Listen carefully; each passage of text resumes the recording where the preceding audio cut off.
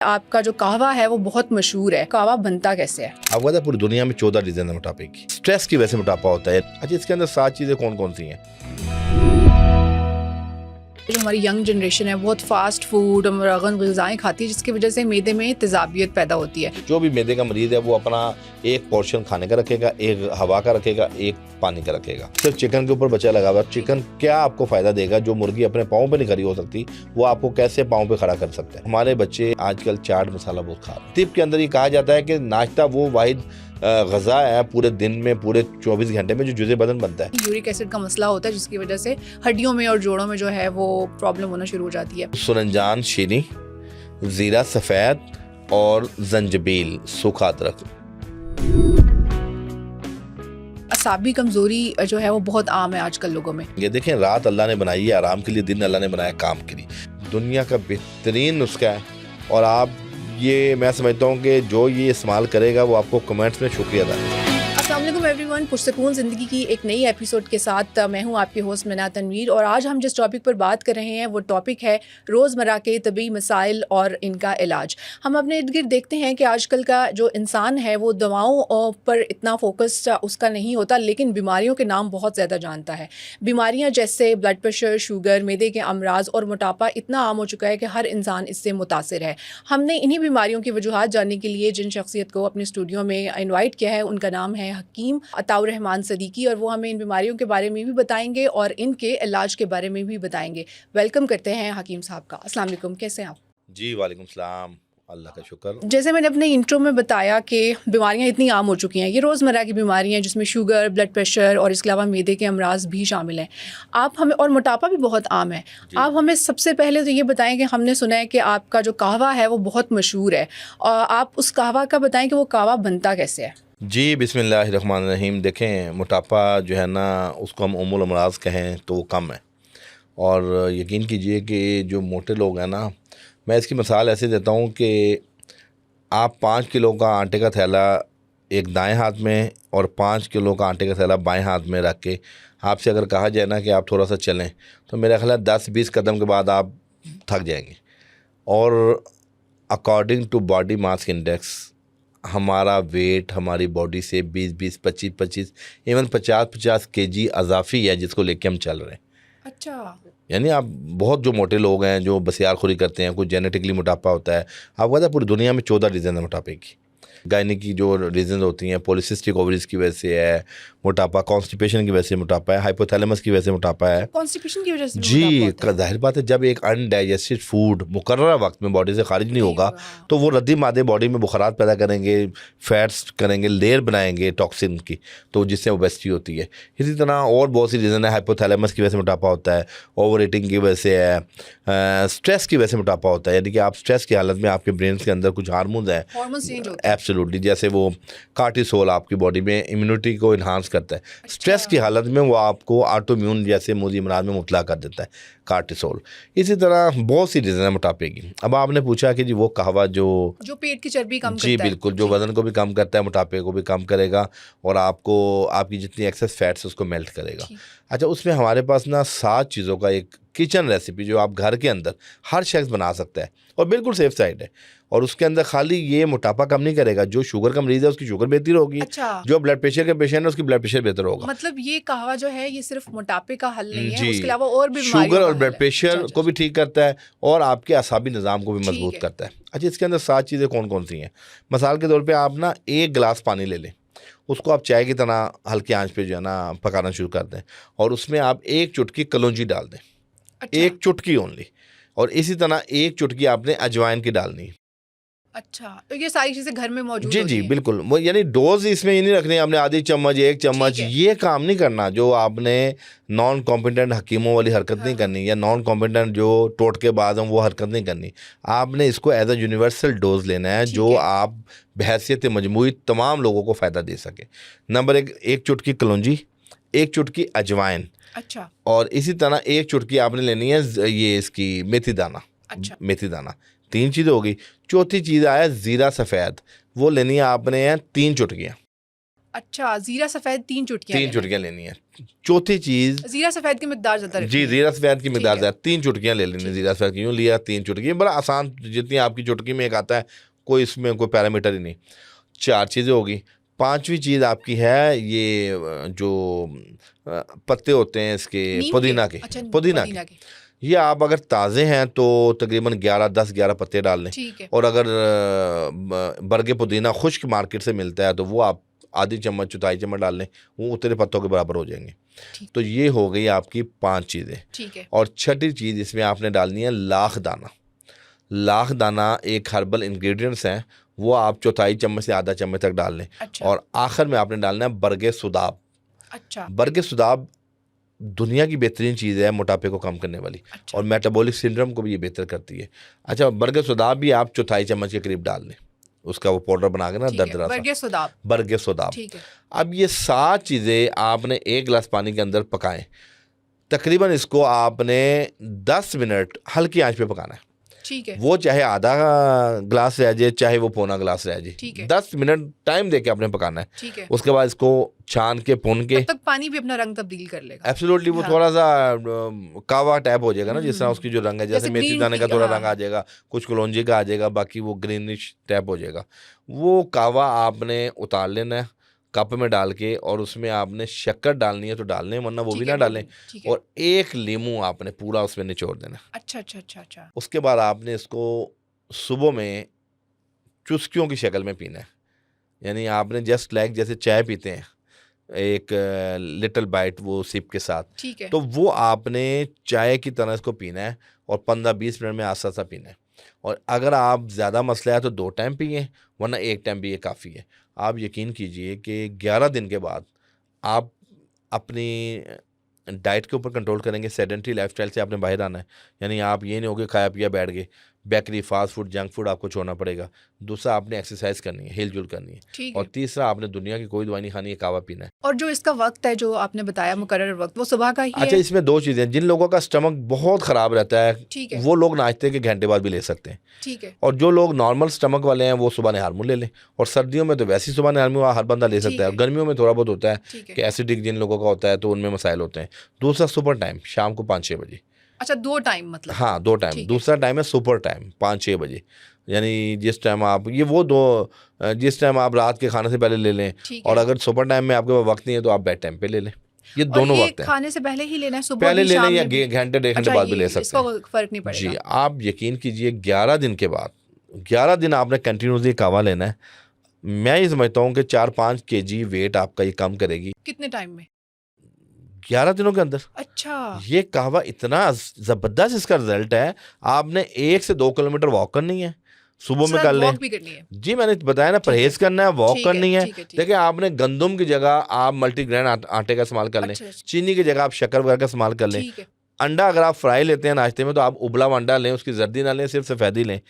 तो ये आपने प्रिकॉशंस करनी है, ये कावा पीना है और साथ आपने वॉक करनी है। और 11 दिनों में इससे 11 दिनों में आप यकीन कीजिए कि आपको खुद इसका रिजल्ट मिलेगा कि आप बिल्कुल पतले दुबले हो गए हैं, हल्के हो गए हैं, और जो भी रीज़न है वो एक्टिफाई होगी इंशाल्लाह। और ब्लॉटिंग का भी फ़र्क पड़ता है? डेफिनेटली। देखें, इसमें आप अगर इसको इनफरादी तौर पे इसके में तमाम इंग्रेडिएंट्स को अगर आप रिसर्च वाइज देखें तो ज़ीरा सफ़ेद आपकी बॉडी के अंदर एंटी इन्फ्लेमेटरी प्रॉपर्टीज़ रखता है। ठीक है। फैटी लिवर के लिए दुनिया की बेहतरीन चीज़ है। कलौंजी जो है, अल्लाह पाक ने इसमें शिफा रखी। कुरान में लिखा है कि हर मर्ज़ का काले दानों के जरिए शिफा है। ठीक है। सवाए मौत का इलाज होता तो वो कलौंजी से होता है। यानी कि अगर मौत का भी इलाज होता तो अल्लाह ये कलौंजी से होता। तमाम बीमारियों के लिए अल्लाह ने शिफा रखी है। और कलौंजी असाब के लिए, पट्ठों के लिए बेहतरीन चीज़ है। तीसरे नंबर पे मेथी दाना इसमें हमने डाला हुआ है। मेथी दाना आपके हार्मोनल डिसबैलेंस, अगर आपकी जी PCOS की वजह से है, आपकी बल्कि यूट्रस है, या आपके मेंस्ट्रुअल साइकिल में, सॉरी मेंसेस में अगर आपके अंदर अदम तवाज़ुन है तो उसको ये बेहतर करेगा, साइकिल को बेहतर करेगा। और इसी तरह इसके अंदर हमने जो डाला है पुदीना, वो आपकी ब्लोटिंग को ठीक करता है, एपिटाइट को ठीक करेगा। इसके बाद हमने लाख दाना और जो इसमें बरगे सुदाब डाला है, ये दुनिया दुनिया की बेहतरीन चीज़ है। आपके अंदर जितनी एक्सेस फैट है मेटाबॉलिक सिंड्रोम को बेहतर करती है, जिगर की फैट को उतारती है और आपके बॉडी से रद्दी मादों को खारिज करती है। और ये बेसिकली उन लोगों के लिए ज़्यादा सोल्यूशन का बायस है जो लोग स्ट्रिक्ट डाइट करते हैं और या जिम भी करते हैं, तो वो ये आसान जो है और बहुत घरेलू जो है ये टोटका है जो कि कहवा फॉलो कर सकते हैं। आज देखें, बिल्कुल आप सही कह रही हैं कि ये वो लोग जो बहुत ज़्यादा स्ट्रिक्ट डाइट करते हैं, मैं असल में ना स्ट्रिक्ट डाइट की मैं ख़िलाफ़ हूँ। मैं कहता हूँ कि आप हेल्दी वेट लॉस करें, यानी आप ये नहीं है कि अब आप रोज़े रखना शुरू कर दें, यानी रोज़ा मिसाल दी है, रोज़े रखने चाहिए जो आपका नबी मेहरबान जुमरात का और पीर का रोज़ा रखते थे। और आपको पता है ये भी हम लोगों को कहते हैं, आप पूरी दुनिया के अंदर इंटरमीडिएट फास्टिंग चल रही है। इंटरमीडिएट फास्टिंग ये है कि आपकी बॉडी के अंदर जो एक्सेस चीज़ें डिपॉजिट हो चुकी है उसको मेल्ट करने के लिए एक लंबे अरसे की फास्टिंग चाहिए। अच्छा, बहैसियत मुसलमान हमें तो रोज़ा मिला हुआ है और रोज़ा रखने से हमें स्पिरिचुअल फ़ायदा भी मिलेगा और मेडिकल भी फ़ायदा मिलेगा। तो आप जो इंटरमीडिएट फास्टिंग करेंगे, सुबह से लेकर रात तक कुछ नहीं खाएंगे, तो आप रोज़ा रखें ताकि आपको खैर कसीर मिले। और रोज़ा रखने से आपको सुन्नत भी अमल है, नबी मेहरबान पीर को रोज़ा रखते थे और जुमरात को रखते थे। तो हम अपने पेशेंट्स को कहते हैं कि हफ्ते में 2 दिन रोज़ा रखें और अपनी डाइट खाने के बाद पानी ना पिएं, यानी कि 30 मिनट से लेकर 45 मिनट तक खाने के बाद कोई लिक्विड ना लें, ना चाय लें, ना पानी लें, ना कॉफ़ी लें, ना कोई दही का रहता लें, ना बोतल लें। ये प्रिकॉशंस करें, वॉक का एहतमाम करें 2 किलोमीटर जहाँ जितनी आप कन्वीनियंटली कर सकते हैं, और बिल्कुल bakery, fast food, junk food अपनी ज़िंदगी से निकाल दें। और सोने से बिल्कुल पहले भी ना खाएं, थोड़ा गैप दें। वो देखें, सोने से पहले तो खाना चाहिए नहीं है। आस्ताने सेहत का असूल ये कहता है कि 3 पोर्शन में आपने खाना खाना है। एक हिस्सा ग़िज़ा का है, एक हिस्सा हवा का, एक हिस्सा पानी का। लेकिन अनफॉर्चुनेटली हम अपनी मरगूब ग़िज़ाओं से तीनों हिस्सों को कवर कर लेते हैं और बाद में हम ऐसे लकीर के फ़कीर हैं कि 250 ml की बोतल पीते हैं कि हमारे जो खाना खाया वो हज़म हो जाएगा। अब वो 250 ml में से कोई 50 या 25 ml का डकार आता है तो हम कहते हैं वाह जी वाह, खाना हज़म हो गया, और फिर 200 ml हमारे पेट में वो ब्लॉटिंग करती है। हम लकीर के फ़कीर हैं, हमें चाहिए कि उन तमाम चीज़ों को जिन्होंने हमारी गट हेल्थ, जिन्होंने हमारी ओबेसिटी पैदा की हुई है, जिन्होंने हमें हमारी तबीयत को सुस्त कर दिया जिन चीज़ों ने, तो हमें उनसे अवॉइड करना है। अच्छा, ये आपने बहुत आसान जो है वो एक घरेलू इसका जो है इलाज बता दिया।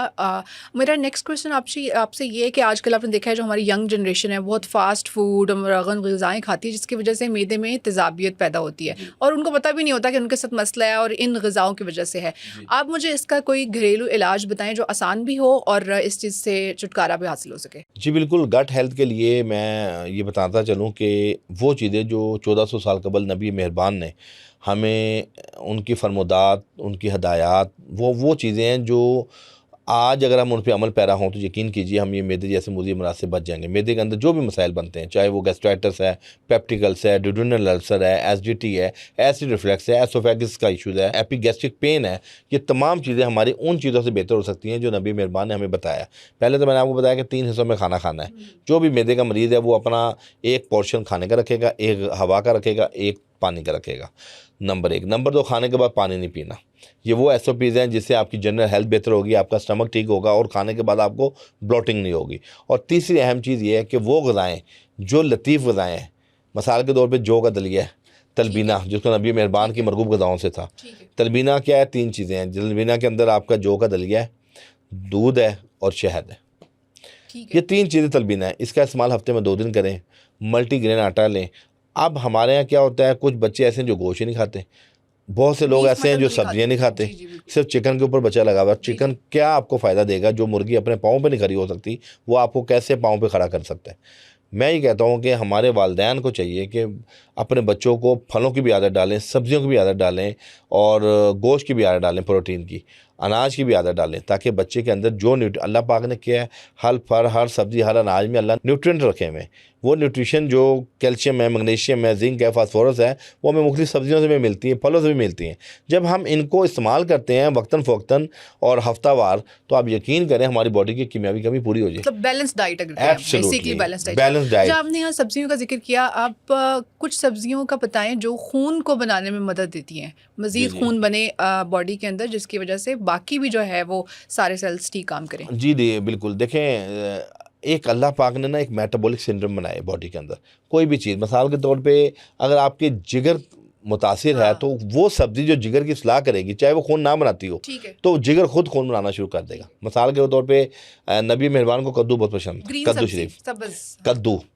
अब कद्दू शरीफ क्या है, आप उसको सब्ज़ी बना के खा लें, आप सेब का जूस पी रहे हैं, गाजर का जूस पी रहे हैं, तो इसमें एक आध कद्दू का ग्राइंड करके ना वो भी पी लें। ये आपके मैदे को ठंडा रखता है। मैदे के अंदर हमारे यहाँ देखें ना, ज़्यादातर मुरगन चीज़ें हैं, ज़्यादातर मिर्च मसाले हम खाते हैं, और हमारा हर दूसरे बंदे की बॉडी हीट अप है, हर दूसरे बंदे का मैदा स्टमक जो है ना हीट अप है, और पानी की कमी है, और डिहाइड्रेशन हुई हुई है, और फाइबर की बॉडी में कमी है, जिसकी वजह से हमारी स्किन के ऊपर असरात आते हैं, हमारे बालों के ऊपर असरात आते हैं, और हमारी बॉडी खुद शो कर देती है कि आपके अंदर ये नुक्स पाया जाता है। आप यकीन करें कि मैदा इंसानी जिस्म का हौज़ है।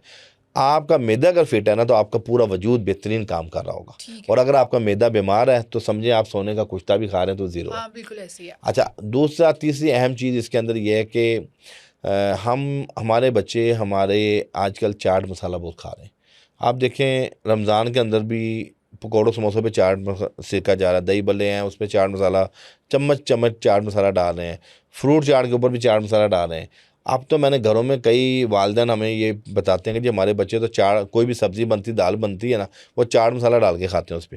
तो मैं कहता हूँ ये चाट मसाला जो बाहर के नाकिस हैं, अनहाइजेनिक जो हैं, ये क्या करते हैं, इसमें टाटरी है, इसमें मुख्तलिफ साल्ट होते हैं, जो आपकी मैदे की जो अल्लाह ने एसोफेगस के अंदर जो एक झिल्ली बनाई है जिसको म्यूकोज़ा कहते हैं, म्यूकोज़ा इतनी नाजुक होती है कि जब ये मिर्च मसाले खाते हैं तो वहाँ कट्स पड़ना शुरू होते हैं। अच्छा। और जब वहाँ कट्स पड़ेंगे वही अल्सर होता है, और वहाँ उसका टेक्सचर चेंज होता है, और वहाँ ब्लीडिंग शुरू हो जाती है, जहाँ आपको खून से ब्लड आना शुरू होता है वो अल्सर का। तो ये वो मूज़ी अमराज हैं जो आज बच्चा हमारा गिरफ्त में आ चुका है। दूसरी अहम चीज़ ये तवज्जो दिलानी है आपके प्रोग्राम के तवज्जो से कि वो वालिदैन जिन्होंने बच्चों को नाश्ता देना छोड़ दिए और ख़ुद बच्चों को पैसे दे देंगे, बेटा आप अपना नाश्ता खुद तयन करें। वो बच्चा स्कूल जाता है, वो स्नैक्स लेता है, चिप्स खाता है, सलांटियाँ खाता है, दुनिया के पापड़ खाता है, और साथ वो कोल्ड ड्रिंक्स पीता है। मुझे बताएं वो बच्चे की क्या जुज़े बदन चीज़ बनेगी। तिब के अंदर ये कहा जाता है कि नाश्ता वो वाहिद ग़ज़ा है पूरे दिन में, पूरे 24 घंटे में जो जुज़े बदन बनता है। अब जो बच्चा सुबह उठ के पापड़ खाएगा, उसकी क्या उसकी ज़हनी नशोनुमा कहाँ पे ग्रोथ करेगी, उसकी फ़िज़िकल बॉडी कहाँ ग्रोथ करेगी, क्या उसके अंदर वो न्यूट्रिशन मिल गई, उसको जिंक मिल गया, B12 मिल गया उन पापड़ों से। जो नाश्ते की बात है वो दोपहर के खाने देखे की ना, भी नहीं पहले है, वक्तों में हमारे यहाँ नाश्ता क्या था, बादाम का और किशमिश दिया जाता था, साबूदाना दिया जाता था, दही, दूध, अंडा और मुख्तलिफ चीज़ें दी जाती थी। इसी तरह ये जो है साबूदाना दिया जाता था, जौ का दलिया दिया जाता था, पनीर की वो लड्डू बनते थे, फिर आपकी अलसी के लड्डू बनते थे, फिर आपकी पंजीरी बनती थी, पिनिया कह लें, फिर आपकी पंजीरी बनती थी। और पंजीरी तो आप देखें ना, पहले वक्तों में हर बंदा वो खाता था। उसके बाद ये जो हमारी जो लोग माएँ बच्चे पैदा करती थी उन तक महदूद होगी, अब उनसे भी महरूम होगी। पहले सीज़न में सर्दियों की अलग से ताकतवर ग़िज़ाएं थी, गर्मियों की अलग से थी, और अब तो आप बिल्कुल ठीक कह रहे हैं। तो हमें चाहिए कि हम अपनी औलाद को, आज पूरी कौम के बच्चे बीमार हो चुके हैं, उसकी वजह यह है कि हमने अपने किचन के अंदर खाना बनाना छोड़ दिया है और हमने बाहर होटलों को आबाद कर दिए। हमारे जो घरों में बरकतें होती थी मेहमान नवाजी की, वो हम उससे महरूम हो गए और होटलों में हमने अपनी बरकतें दे दी। अब तो मेहमान भी आ रहे हो तो बाहर बुलाते ना, किसी की अपन फैमिली में कपल की शादी हुई है तो वो आप घर आप कहते हैं कौन दरसस में पड़ेगा कि खाने दो दो चार चार बनाए, तो ये बाहर अब चल गया बुफे सिस्टम, बाहर हाई टी आप वहाँ बनाते हैं, आपके लिए तो आसानी हो जाती है, लेकिन आप अपनी सेहत भी ख़राब कर बैठते हैं और अपने घर की बरकत से महरूम हो जाती है। यहाँ मैं जिक्र करूँगी मेटाबॉलिज्म का। कुछ लोगों का मेटाबॉलिज्म ख़राब होता है, वो इस तरह से कि अगर कुछ लोग ऐसे हैं जो पानी भी पिएं तो उनको लग जाता है, कुछ लोग ऐसे हैं जो कम खाएं, ज़्यादा खाएं उनको भी नहीं लगता, उनको जिस्मानी सारा दिन जो है वो कमज़ोरी महसूस होती रहती है। इस चीज़ का कोई जड़ी बूटी, इसका कोई इस्तेमाल बताएं जड़ी बूटी का ऐसा जो इसका हल साबित हो सके। जी बिल्कुल, देखें इसका जो अहम चीज़ है वो ये है कि चुकंदर एक सब्ज़ी कह लें, फल कह लें, ये वो चीज़ है जो आपकी खाई हुई ग़िज़ा को जुज़े बदन बनाता है और साले खून बनाता है। पिछला भी सवाल आपने किया था कि कौन कौन सी सब्ज़ियाँ हैं। गाजर है, विटामिन ए है, आँखों की नशोनुमा के लिए आँखों की ग़िज़ा है। इसी तरह आप उन बच्चों को बादाम और ये जो है सोगी, इसकी आदत डालें कि जो भी बच्चा नाश्ता कर रहा है आप उसको बादाम और सोगी, 5-7 बादाम और 5-7 सोगी इसको कहें चबा चबा के खा ले, ऊपर से दूध पी ले और जो भी नाश्ता करना कर ले। ये वो चीज़ें हैं जो आपको जुज़े बदन बनाती हैं। मसलन आपने एक बात की कि बहुत से लोग ऐसे हैं जो दुनिया की बदपेदी करते हैं लेकिन उनका वज़न नहीं बढ़ता, या खुराक अच्छी से अच्छी लेने वज़न नहीं बढ़ता। देखें इसमें एक तो जेनेटिकली इशूज़ है कि अगर बाय फैमिली उसका बॉडी स्ट्रक्चर ऐसा है, इंफ्रास्ट्रक्चर उसका अगर बाई फैमिली ऐसा है तो वो कोई बीमारी नहीं है। जीन्स में भी जी बिल्कुल, कुछ ऐसा है कि जी आपके अंदर कोई नुक्स पाया जाता है। मिसाल के तौर पे जिन लोगों को टीबी होती है उनके अंदर भी ग्रोथ रुक जाती है, जिसके अंदर सिल्क डिजीज़ होती है, जिसमें ग्लूटेन एलर्जी होती है आपको गंदम की, उसमें भी आपका जो है ना वज़न गिरना शुरू हो जाता है। और तीसरे नंबर पे मेटाबॉलिक सिंड्रोम, जब आपकी बॉडी में एनेमिक यानी खून की कमी होती है, एचबी लेवल ड्रॉप होता है, उस सूरत में भी आपको वज़न गिरना शुरू होता है, चेहरे पे पिलाहट आती है।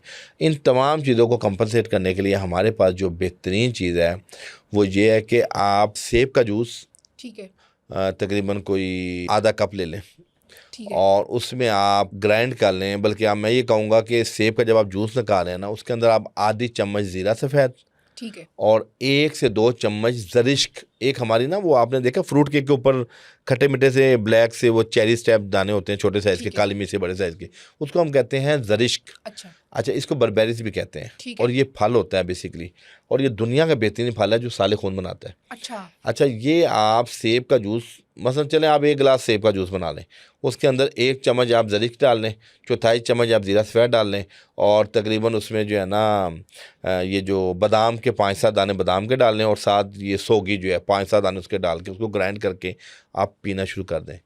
जो लोग जिनमें खून की कमी है, जिन लोगों के अंदर इम्यूनिटी वीक है, जो लोग हर वक्त गिरे गिरे सुस्त रहते हैं, और आप यकीन कीजिए कि इसका रेगुलर इस्तेमाल हफ्ते 10 दिन में आपको बता देगा कि आपकी जो भी कमी है उसको पूरा कर। ये जो आपने कहा सुस्त रहते हैं जी लोग, जी, इसमें भी मेटाबॉलिज्म का ही किरदार है। इसमें बहुत गहरा, देखें जब आपका जिगर प्रॉपर जो खाई हुई गज़ा को जुज़े बदन नहीं बनाता, तो उस सूरत में आपके अंदर न्यूट्रिशन डेफिशिएंसी होती है। अच्छा, न्यूट्रिशन डेफिशिएंसी मेटाबॉलिक सिंड्रोम से भी होती है और इंटेस्टाइन की बीमारियों से भी होती है। मिसाल के तौर पे आप देखें ना, डायरिया हो जाता है, डायसेंट्री हो जाता है, उसमें क्या होता है आपकी बॉडी में आपका जितना भी इलेक्ट्रिकल सोडियम लेवल है डिस्टर्ब होता है, और ठीक है, डिहाइड्रेशन होती है, पानी की कमी हो जाती है। उसके अंदर आपको अपना सोडियम लेवल पूरा करना है, आपको प्रोबायोटिक्स लेने हैं, चाहे वो आप दही की शक्ल में लें, और प्रीबायोटिक्स लेने हैं जो केला प्रोबायोटिक्स की डाइट होती है, जिसको केला वगैरह जिस तरह है। इसी तरह आप साशे मिलते हैं वो ले सकते हैं। इसी तरह आप अनारदाना ले सकते हैं, इसका कावा पी सकते हैं, उसमें आपको ये जो पिंडलियों की बेचैनी और गिरी गिरी तबीयत है, ये अगर इंटेस्टाइन में इन्फेक्शन की वजह से होगी तो ये इससे ठीक होगी। ठीक और है, अगर मेटाबॉलिक सिंड्रोम से होगी तो जो मैंने अभी आपको एक रेसिपी बताई है, सेब के जूस के साथ 5-7 चीज़ें ये पीना शुरू कर दें। जिनकी कमर में दर्द है, जिनके चेहरे में पिलाहट है, या जो साले खून बनाना चाहते हैं, या वो लोग जो खाई हुई गज़ा को जुज़े बदन बनाना चाहते हैं कि उनकी बॉडी के अंदर फरबही आए, तो ये जो मैंने नुस्खा बताया है दुनिया का बेहतरीन नुस्खा है। अच्छा, यूरिक एसिड का मसला बहुत आम है आजकल। कमेंट्स में जब हम पॉडकास्ट अपलोड करते हैं तो कमेंट्स में लोग ये क्वेश्चन करते हैं कि बहुत अभी कम उम्र में ही यूरिक एसिड का मसला होता है, जिसकी वजह से हड्डियों में और जोड़ों में जो है वो प्रॉब्लम होना शुरू हो जाती है। आप हमें कोई अपना नुस्खा बताएं जो आसान हल हो। जी बिल्कुल, देखें नुस्खा बताने से कबल ये बताना बहुत ज़रूरी है कि हमारे यहाँ बच्चे प्रोटीन का इस्तेमाल बहुत कर रहे हैं। ठीक है, यानी आप देखें बर्गर, शवारमा, पिज़्ज़ा चिकन। सब में चिकन है। दूसरा जो मायोनीज़ इस्तेमाल हो रही है ना, वो मायोनीज़ किस तरह बनती है, उसमें भी अंडा कच्चा डाला जाता है। अच्छा, मायोनीज़ भी यूरिक एसिड बढ़ाती है। और तीसरी चीज़ें जो अच्छा, चॉकलेट है, मायोनीज भी यूरिक मायोनीज़ एसिड देखें बढ़ाती है। ना, कच्चा अंडा डाला जाता है।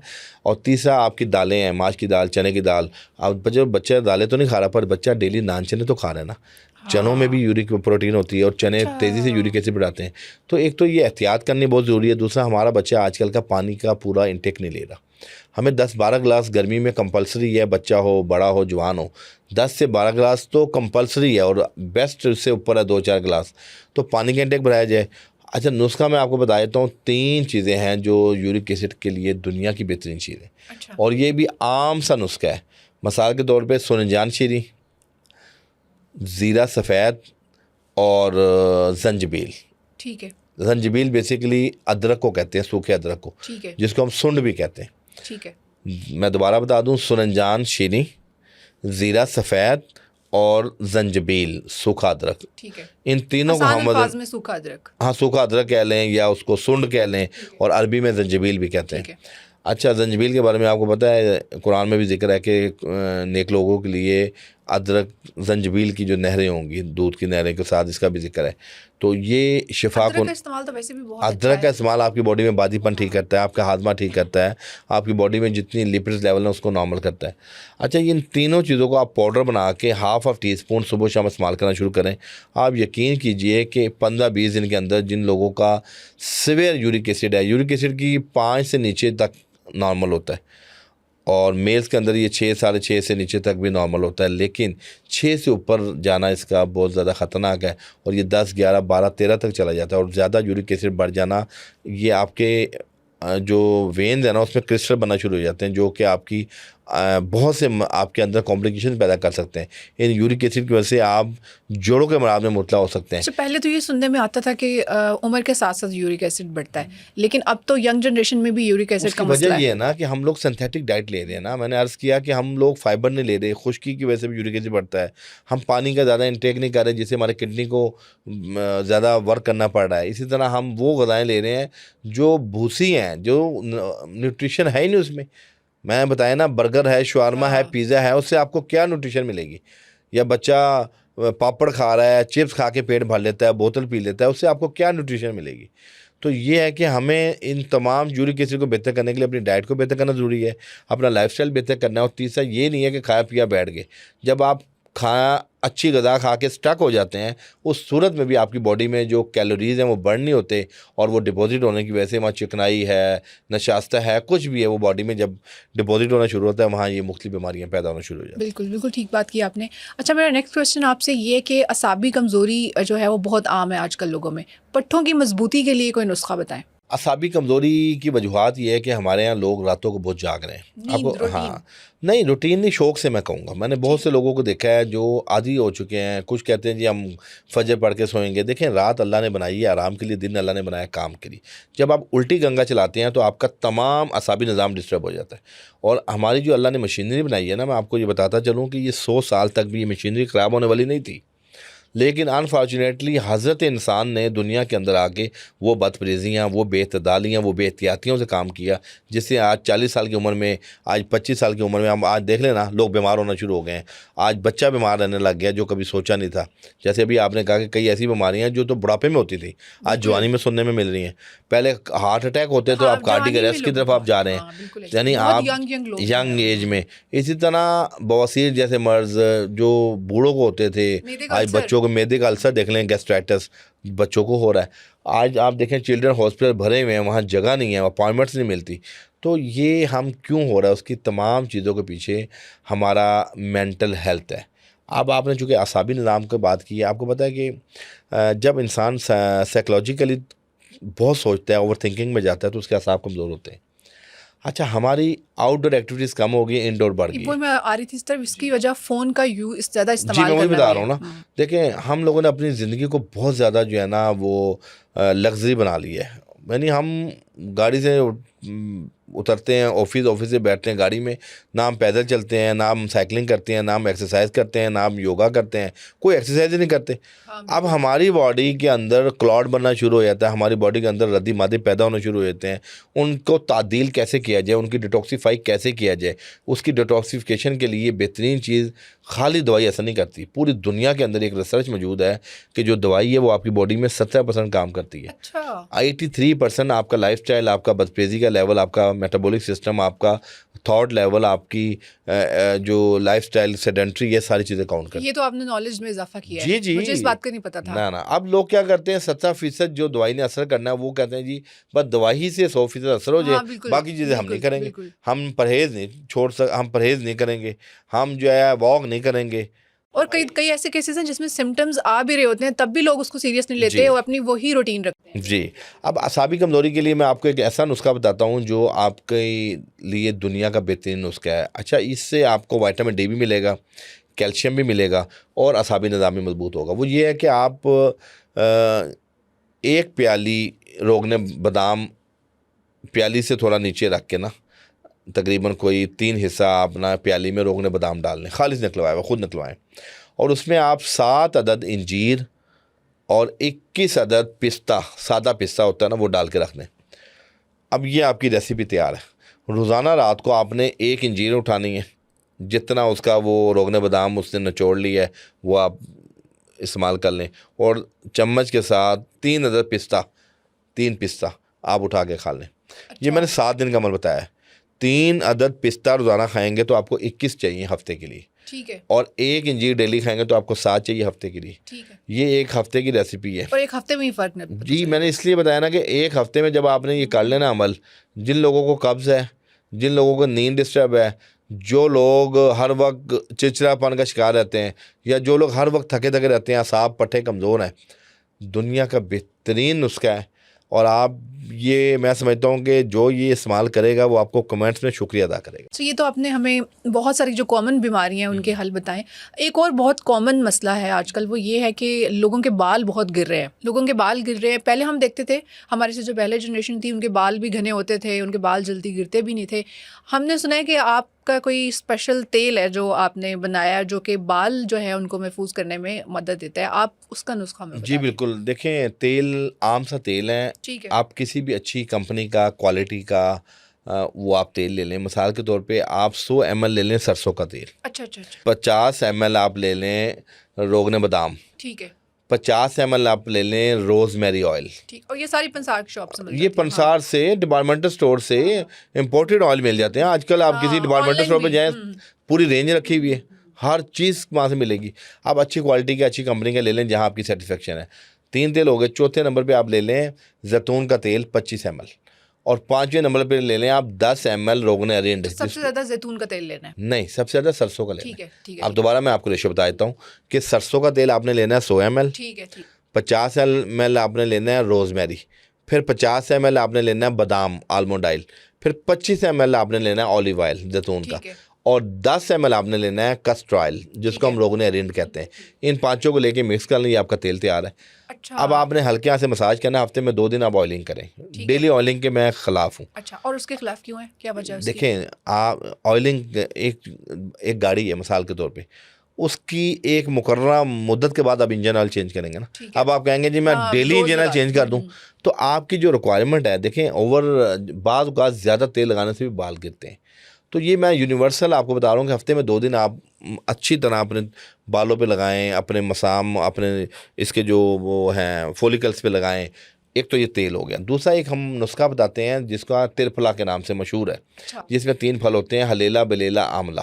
अच्छा। इन तीनों फलों का मार्केट से भी बना बनाया पाउडर मिल जाता है, आप खुद भी पिसवा सकते हैं। 1 टीस्पून बेड टाइम पे आप ये लेना शुरू कर दें। वो जो तेल को जिस शैम्पू से आपने धोना है, ये आपके पास घर में तैयार है, आप अच्छी तरह उसको धो लें। अच्छा, हफ्ते में 2 दिन? नहीं, शैम्पू तो आप डेली करें ना। नहीं, शैम्पू नहीं, तेल तेल तो हफ्ते में 2 दिन लगाना है। अच्छा, बालों के लिए जो एक जो है ना केराटिन थेरेपी है, जिसमें आप ना हफ्ते में 1 दिन 2 दिन वो अमल कर लिया करें। मतलब इतवार को आप कर लें, घर में होते हैं तो नहाने से आधा घंटा पहले ना आपने कुछ 4-5 चीज़ें जो घरेलू हैं, किचन रेसिपी है, वो आपने एक बनानी है। मिसाल के तौर पे आप ना 2-3 चम्मच दही ले लें, और उसमें आप जो है ना उसके अंदर आप जो है ना दही के अंदर और एक अदद आधा केला ले लें आप। ठीक है। आधा केला ले लें, दही ले लें, और इसके साथ आप जो है ना जो इसका आधा प्याज है ना उसका अरक ले लें। ठीक है। 3 चीज़ें हो गई। चौथी चीज़ इसमें आपने ना रोगन बादाम आधी चम्मच डालना है, और इस तमाम के अंदर 2 या 3 ना विटामिन ई के कैप्सूल डाल लें। ये एक मिक्सचर से तैयार हो जाएगा, और आपने वो अपने पूरा अपने बालों में लगा के ना छोड़ देना है आधे घंटे के लिए। ये नेचुरल केराटिन है, जिनके बाल, इसको हम देसी केराटिन भी कह जी सकते जी, हैं। देसी केराटिन, ऑर्गेनिक केराटिन। आप यकीन कीजिए, जिन लोगों के बाल मुरझाए हुए हैं, 2 मुंह हैं, या जिनके बालों में शाइन ही नहीं है, ठीक है। आप आधा घंटा लगा के उसके बाद आप किसी भी हर्बल शैम्पू से नहा लें, आप यकीन कीजिए ऐसे सिल्की बाल होंगे, और इतने ज़बरदस्त, यानी कि काफ़ी देर तक आपको लगेगा, बल्कि 2-2 दिन आपको लगेगा कि मैंने शैम्पू लगाया हुआ है। जिस दिन आप नहीं भी नहाएंगे अगले दिन, तो आपके बाल उस दिन भी आपके बाल बिल्कुल सिल्की रहेंगे। कुछ लोगों को ये मसला होता है कि शैम्पू यूज़ करने के बाद ना 1 दिन के अंदर अंदर ही ऑयल आ जाता है सर के ऊपर, तो केराटिन ये वाला यूज़ करेंगे तो ऑयल भी जल्दी नहीं आएगा? एब्सोल्युटली, ठीक है, बिल्कुल। ये जब आप केराटिन थेरेपी लेंगे तो उसे ऑयल। एक और क्वेश्चन मेरा आपसे ये है, हमने ऑयल की बात की सर पे, कहा जाता है कि अगर बाल जो हैं उनकी सेहत ठीक नहीं है तो ऑटोमेटिकली वो फेस पे भी चीज़ आती है। ठीक है, हम फेस की बात कर रहे हैं, इसमें हमने देखा है अभी दौर चल रहा है उसके अंदर, पहले तो ऐसा था कि औरतों को पिगमेंटेशन, स्किन के इश्यूज़ का मसला होता था, अब मर्दों को भी ये है।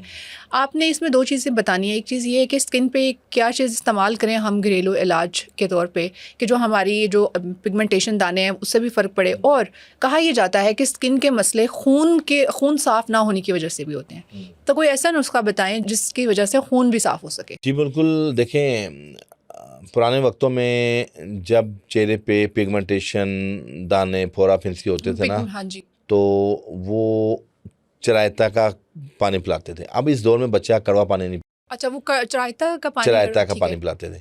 अच्छा, उसमें 2-3 चीज़ें हैं, अगर वो आप इस्तेमाल कर लें, कोई भी शख्स जिसके चेहरे पे पिगमेंटेशन है या फ्रैंकल्स हैं या कोई भी मामलात हैं स्किन डिसऑर्डर के, तो आप यकीन कीजिए कि दुनिया की बेहतरीन चीज़ है, सेफ साइड है।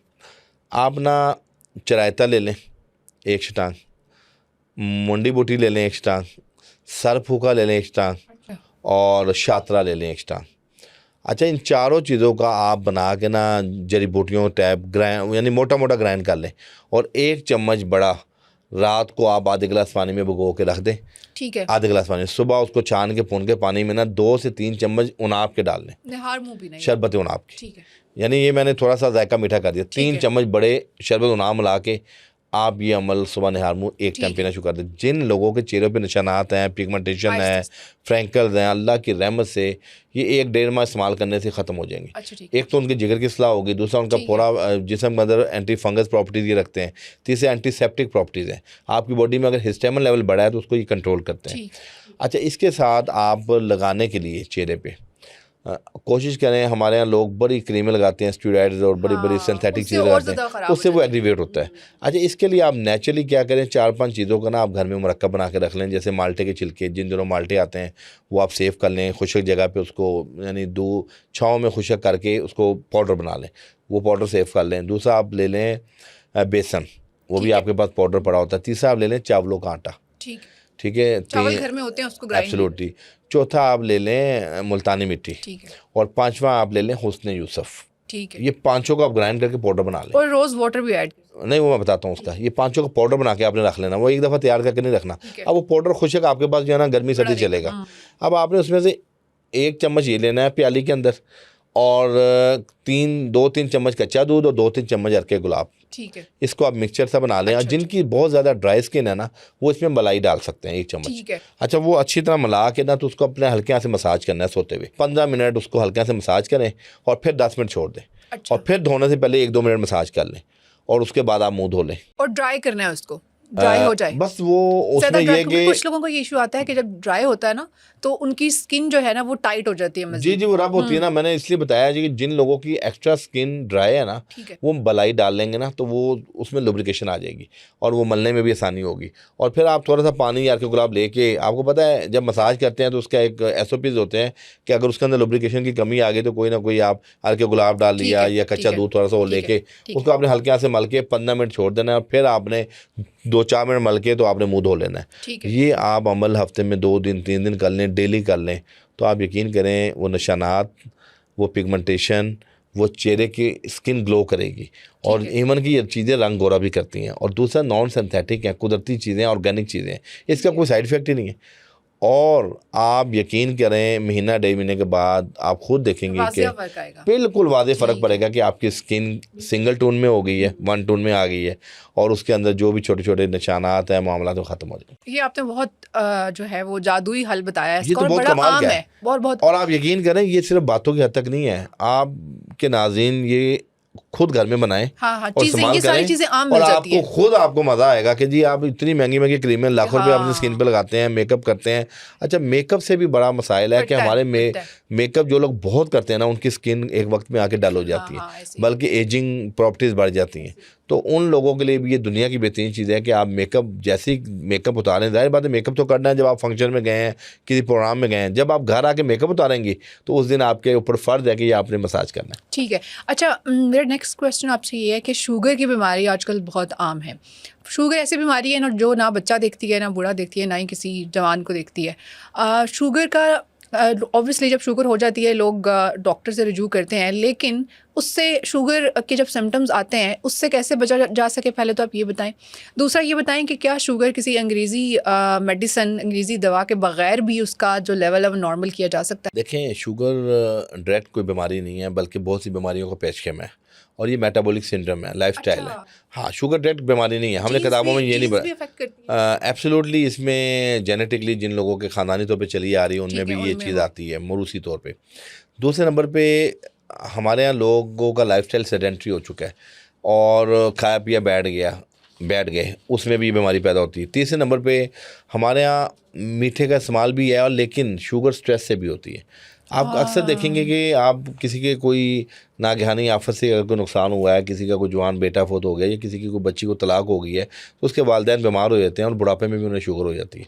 इट्स मीन कि उस चीज़ ने उनके मेंटल लेवल को इतना डिस्टर्ब किया कि वो हार्मोन्स जो पेनक्रियाज के जो बीटा सेल हैं उसकी डिजेनरेटिव चेंजिंग उस सूरत में पैदा होती है।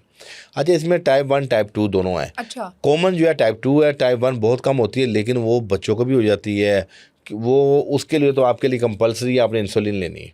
अच्छा, ये टाइप 1 टाइप 2 कौन कौन सी हैं ये जी, बताइए टाइप 1 शुगर में ये होता है कि टाइप 2 में तो ये है ना कि आपकी जो बीटा सेल है ना उसकी डिजेनरेटिव चेंजिंग होती है, और टाइप 1 के अंदर आपकी बॉडी में इंसुलिन बन ही नहीं होती। अच्छा, टाइप 2 में इंसुलिन बन रही है पर उसको कंपनसेट नहीं कर सकती। और कॉमन कौन सी है दोनों में से? कॉमन टाइप 2 है। अच्छा, टाइप 2 टाइप 2 जितने भी हमारे मुल्क में ज़्यादातर पाई जाती है वो टाइप 2 है, और कुछ जो छोटे बच्चों को होती है वो टाइप 1 होती है। इसलिए वेरी फर्स्ट जैसे उनको इंसुलिन पे लगा दिया जाता है कि जिसकी कंपनसेशन नहीं है। अच्छा। लेकिन हम टाइप 2 की अगर बात करें तो टिप के अंदर टाइप 2 को कंपनसेट करने के लिए बहुत सी जड़ी बूटियाँ मौजूद हैं। मिसाल के तौर पर अर्क गुलाब दुनिया की बेहतरीन चीज़ है जो शुगर को कंट्रोल करता है। यानी आप सुबह निहार मुँह आधा कप से चौथाई कप से आधा कप अर्क गुलाब पीना शुरू कर दें।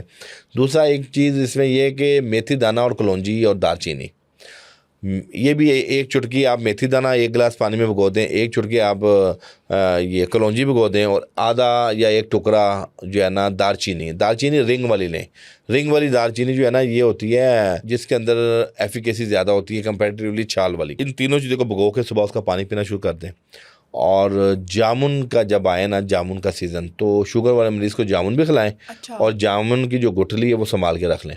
और जामुन की गुठली के अंदर अल्लाह ने ऐसी तासीर रखी है कि वो आप उसका पाउडर बना के 1/4 सुबह 1/4 शाम खिलाना शुरू कर दें, आपकी शुगर बहुत बेहतर हो जाएगी।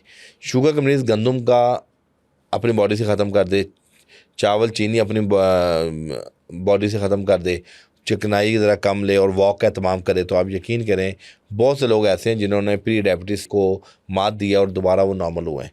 अमूमन आप देखें कि जो हमारे लोगों के अंदर HbA1c जो 3 माह का टेस्ट होता है वो अगर लेस दैन 5.7 है तो वो शुगर से पाक है।